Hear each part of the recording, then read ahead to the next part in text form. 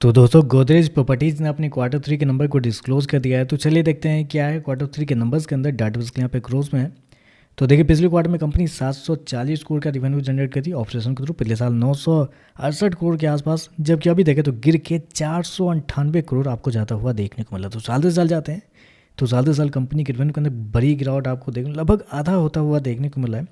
47% के आसपास की गिरावट है कंपनी के रेवेन्यू के अंदर। क्वार्टरली बेस पे जाते हैं तो यहाँ पे भी आपको गिरावट आपको देखने को मिली। तो कंपनी के रेवेन्यू देखें बहुत ही कमज़ोर आपको देखने को मिले। हालांकि इनके नंबर को हमें साल दर साल ही चेक करना है, तो साल दर साल भी देखें तो आधा होता हुआ देखने को मिला कंपनी का रेवेन्यू इस क्वार्टर में। खर्चे की बात कहते हैं तो देखिए पिछले क्वार्टर में 1300 करोड़ खर्च किए थे, पिछले साल 1001 करोड़। अभी देखें तो कंपनी खर्चे 743 करोड़ आपको जाता हुआ देखने को मिला। तो खर्चे भी देखें तो खर्चे भी आपको बहुत ही ज़्यादा आपको देखने को मिला है।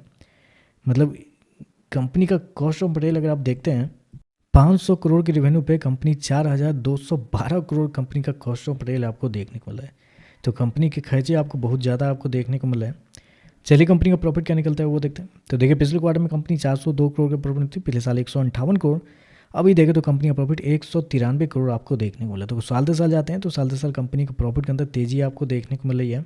जबकि क्वार्टरली बेस पे जाते हैं तो यहाँ पे लगभग 50 से 52% के आसपास की गिरावट है। तो कंपनी का प्रॉफिट साल दर साल देखें तो बढ़ता हुआ देखने को मिला। आप कहेंगे ऐसे कैसे, जब आपका रेवेन्यू के अंदर 50% के आसपास की गिरावट है साल दर साल, तो कंपनी का प्रॉफिट कैसे बढ़ सकते हैं?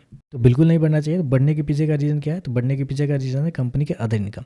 535 करोड़ कंपनी ने इस क्वार्टर में जनरेट किए हैं, जबकि पिछले साल 271 करोड़ के आसपास। तो अदर इनकम देखें तो साल से साल डबल होता हुआ देखने वाला। कंपनी का मेन रेवेन्यू आपका आधा होता हुआ देखने को मिला, और अदर इनकम देखें तो कंपनी का डबल होता हुआ देखने को मिला। तो इस वजह से कंपनी की जो प्रॉफिट है वो आपको साल से साल बढ़ते हुए देखने को मिला। अदर इनकम अगर नहीं होता इस क्वार्टर में, कम होते, तो शायद कंपनी घाटे में आपको जाते हुए देखने को मिल जाती।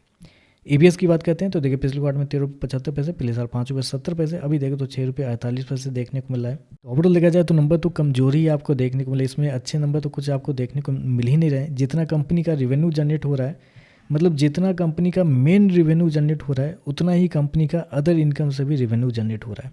तो गोदरेज प्रॉपर्टीज़ किस तरह का बिजनेस कर रही है वो कंपनी को ही पता होगा, क्योंकि नंबर देखें तो नंबर तो यहाँ पे बिल्कुल कमज़ोर आपको देखने को मिला है। बाकी देखते हैं मार्केट इस पर कैसे ये कहता है। वीडियो पसंद आए तो लाइक कीजिएगा, साथ में साथ चैनल को सब्सक्राइब जरूर कीजिएगा।